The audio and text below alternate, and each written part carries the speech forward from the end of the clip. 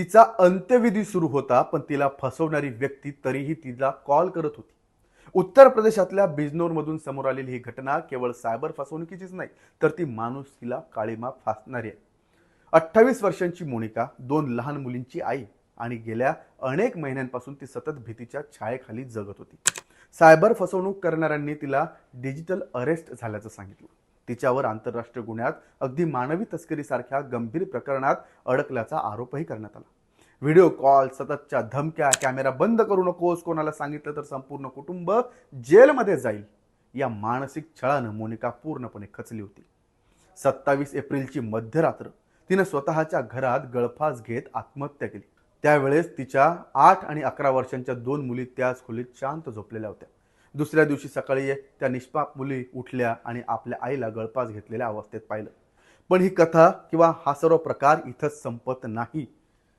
कुटुंबीय भीती आणि बदनामीच्या दबावाखाली गुपचूप अंत्यविधीची तयारी करत होते. मात्र स्मशानभूमीत मोनिकाच्या चितेला अग्नी दिला जात असताना तिच्या मोबाईलवर पुन्हा व्हिडिओ कॉल्स येऊ लागले. फोन उचलला गेला. स्क्रीनवर पोलिसांच्या गणवेशात एक व्यक्ती दिसली. त्यानं स्वतःला गुन्हे अन्वेषण विभागाचा अधिकारी असल्याचं सांगितलं आणि मोनिकाशी बोलणं करून देण्याची मागणी केली. जेव्हा त्याला सांगण्यात आलं की मोनिकाचा मृत्यू झालाय, तेव्हा सहानुभूती व्यक्त करणं तर दूरच, ज्याच्यामुळे तिने आत्महत्या केली त्या नालायकानं उलट कुटुंबाला धमकावायला सुरुवात केली.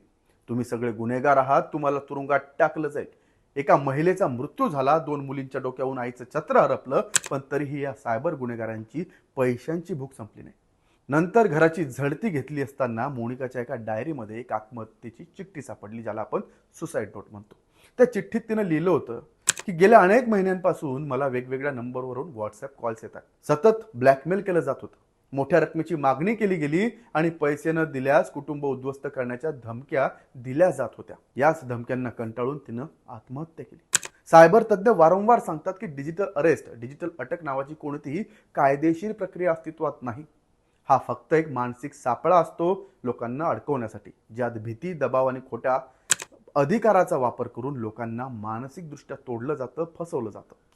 पण बिजनोरमधल्या या प्रकरणात सायबर गुन्हेगारांनी सर्व मर्यादा ओलांडल्या. एका आईचा जीव गेला, 2 मुली अनाथ झाल्या आणि समाजासमोर पुन्हा एकदा प्रश्न उभा राहिला.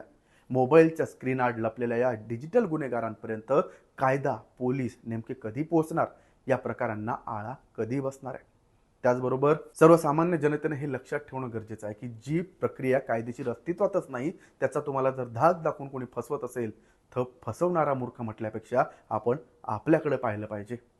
तुम्हाला व्हिडिओ कसा वाटला कमेंट करून नक्की सांगा आणि पाहत राहा लेट्स अप मराठी.